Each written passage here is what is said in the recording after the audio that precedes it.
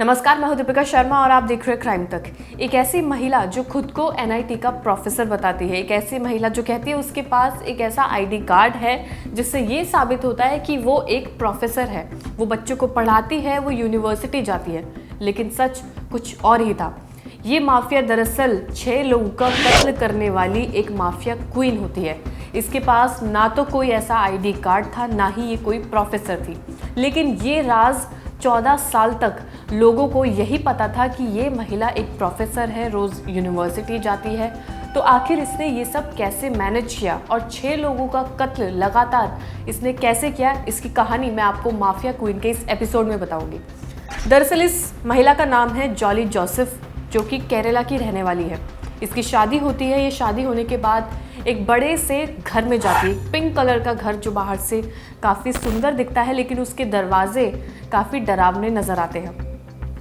लेकिन ये कहानी का सच किसने बताया?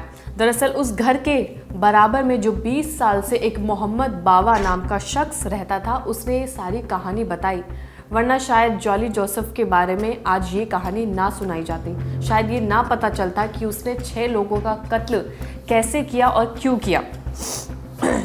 तो सबसे पहले जिसकी मौत होती है वो होती है जॉली की मदर इन लॉ, यानी कि उसकी सास, जो उसके हस्बैंड के घर में काफ़ी ज़्यादा उसकी मदद करती थी, उस खाना बनाने में भी हेल्प करती थी। आस पड़ोस के लोगों को भी वो बुलाकर लंच या डिनर कराती थी। लेकिन इनकी तबीयत काफ़ी ज़्यादा ख़राब रहने लगी थी, तो इसके चक्कर में लोगों को शक नहीं हुआ कि इसकी मदर इन लॉ की जान कैसे गई। इसके बाद इसके फादर इन लॉ की जान जाती है, जिसके पीछे रीज़न आता है हार्ट अटैक का। इन दोनों लोगों की मौत हो जाती है, लेकिन इनका पोस्टमार्टम नहीं कराया जाता है, ये सोचकर कि इन दोनों की जो तबीयत है वो काफ़ी ख़राब रहती है, इस वजह से पोस्टमार्टम के बारे में किसी ने नहीं सोचा। तो ये थी इन दोनों की बात, लेकिन सच तो कुछ और ही था। जॉली का पड़ोसी जो 20 साल से थॉमस के घर के बराबर में रह रहा था, वो कुछ ऐसे किस्से बताता है जिसे सुनकर आप भी हैरान हो जाएंगे। शादी करके जॉली थॉमस के घर आ जाती है। वो साड़ी पहनकर चर्च भी जाती है, लोगों के लिए प्रार्थनाएं करती है, यानी कि उसे देखकर या उसकी ऐसी हरकतों को देखकर कोई ये अंदाज़ा नहीं लगा सकता कि ये महिला कत्ल भी कर सकती है। जॉली के घर में कई लोगों की मौत होती है, लेकिन किसी का पोस्टमार्टम नहीं होता। इस बात से भी जो उनका पड़ोसी था, यानी कि मोहम्मद बावा, उसके दिमाग में भी कई सवाल उठे। इसके अलावा एक बार मैं आपको ये बताती हूँ कि कितने लोगों की और उन लोगों का नाम क्या था जिनकी मौत होती है। तो सबसे पहले अनम्मा थॉमस, यानी कि जॉली की मदर इन लॉ। उसके बाद टॉम थॉमस, यानी कि फादर इन लॉ। इसके बाद रॉय थॉमस, ये जॉली का हस्बैंड है, जिसके घर में ये शादी के बाद शिफ्ट हो जाती है। इसके बाद मैथ्यू, एल्फाइन और सिली, ये 3 लोग और होते हैं जिनकी मौत हो जाती है। दरअसल जो प्रॉपर्टी थी, यानी कि जो प्रॉपर्टी टॉम थॉमस की थी, यानी कि फादर इन लॉ की थी, वो उनके गुजर जाने के बाद ये सारी प्रॉपर्टी जॉली और उसके हस्बैंड रॉय की हो जाती है। इसके बाद पोस्टमार्टम तो नहीं होता है, तो खुलासा तो कुछ होता नहीं है, लेकिन कुछ समय बाद जॉली के हस्बैंड रॉय थॉमस की भी मौत हो जाती है। इसके बाद इनका भी पोस्टमार्टम नहीं किया जाता है, लेकिन कहीं से फिर रॉय थॉमस का एक दूर का रिश्तेदार घर आता है, जिसको ये शक होता है कि लगातार इतने लोगों की मौत आखिर कैसे होती है। उसके बाद वो रॉय थॉमस का पोस्टमार्टम कराता है, जिसमें ये पता चलता है कि रॉय की बॉडी के अंदर साइनाइड है। लेकिन खुलासा अभी भी नहीं होता है कि ये साइनाइड आखिर किसने दिया। तो इस चीज़ का स्पष्टीकरण जब जॉली देती है, तो वो ये बताती है कि शायद उसके हस्बैंड ने सुसाइड अटेम्प्ट किया है। इसके अलावा जब पीएम करवाया, तो जिसने पीएम करवाया था, यानी कि इसके पति का जिसने पोस्टमार्टम करवाया था, कुछ समय बाद उसकी भी मौत हो जाती है। यानी कि एक चेन लगातार जुड़ती चली जा रही है। 2 लोगों की पहले मौत होती है, फिर उसके हस्बैंड की मौत होती है, फिर जो उसका पोस्टमार्टम करवाता है उसकी भी मौत हो जाती है। जॉली ने इसके बाद जब ये पूरा सिलसिला ख़त्म हो जाता है, तब उसकी ज़िंदगी में कुछ भी नया नहीं रहता है। उसके बाद वो किसी दूसरे शख्स से दोबारा से शादी करती है। इसके बाद जो आस पड़ोस के लोग होते हैं, लोगों में ज़्यादातर दिलचस्पी रहती है जानने के लिए कि ये पूरी प्रॉपर्टी किसके नाम हो जाएगी, जो अंदर सामान है वो किसके नाम होगा, क्योंकि अब जॉली ने दूसरी शादी कर ली है, तो वो प्रॉपर्टी किसके नाम होगी।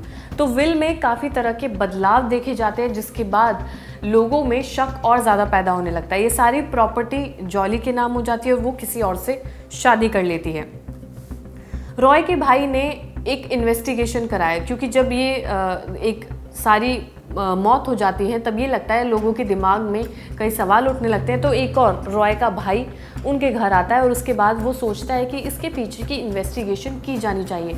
वो पुलिस से बातचीत भी करता है, लेकिन ऐसे कोई सबूत पुलिस को नज़र नहीं आते हैं।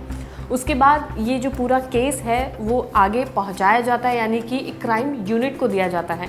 जब वो ये सारी बातें सुनते हैं, इन पॉइंटर्स को जोड़ते हैं, तो उन्हें एक पोटेंशियल क्रिमिनल केस इस पूरी स्टोरी में नज़र आता है। जिसके बाद जॉली से भी पूछताछ की जाती है और पूछताछ में ये पता चलता है कि करीब 50 तरीके से जॉली ने अपनी स्टेटमेंट को बदल दिया है, जिससे ये साबित होता है कि जॉली कहीं ना कहीं झूठ बोल रही है। इसके बाद सारी बॉडीज़, यानी कि जितने 6 के 6 कत्ल हुए थे, उन 6 बॉडीज़ को वापस से बुलाया जाता है, उनका पोस्टमार्टम किया जाता है। इन सारी बॉडीज़ को जितनी भी उनकी डिटेल्स लिखी जाती है, उससे यही पता चला कि उनकी बॉडी में साइनाइड था, यानी कि सभी को एक तरीके से मारा गया था।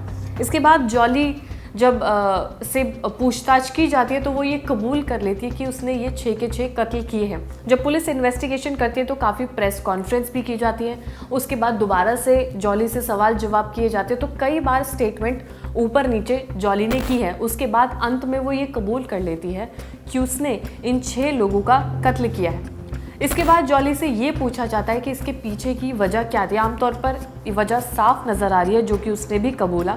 उसने कहा कि वो प्रॉपर्टी के लिए इन लोगों का उसने कत्ल किया है। वो इनका कत्ल करने के बाद प्रॉपर्टी यानी कि विल अपने नाम करवाने के बाद उस शख्स के साथ जाना चाहती थी जिससे वो प्यार करती है, जिससे वो शादी करना चाहती है। उसने इन सभी लोगों को जहर देकर मारा। उसके बाद जॉली को गिरफ्तार किया गया। 2 और लोगों को भी इस केस में गिरफ्तार कर लिया गया है। इन्वेस्टिगेशन ऑन एंड ऑफ इस केस में चलती जा रही है। इन तमाम लोगों के पोस्टमार्टम रिपोर्ट के ज़रिए भी इन्वेस्टिगेशन अभी भी चालू है और इससे भी पूछताछ लगातार चलती जा रही है। तो ये थी इस माफिया क्वीन की कहानी, जिसने ज़िंदगी एक नॉर्मल लाइफ की तरह शुरुआत की, लेकिन उसके बाद जब इसने लोगों का कत्ल करना शुरू किया तो फिर ये रुकी ही नहीं।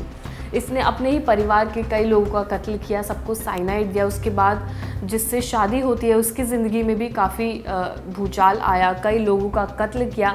इन 6 लोगों के नाम मैंने आपको बताए, जो उसके father in law, mother in law, husband और उसके अलावा जिससे दोबारा शादी हुई वो भी। तो ये नाम इसमें शामिल थे जिसने जॉली जोसेफ ने जिन लोगों का कत्ल किया।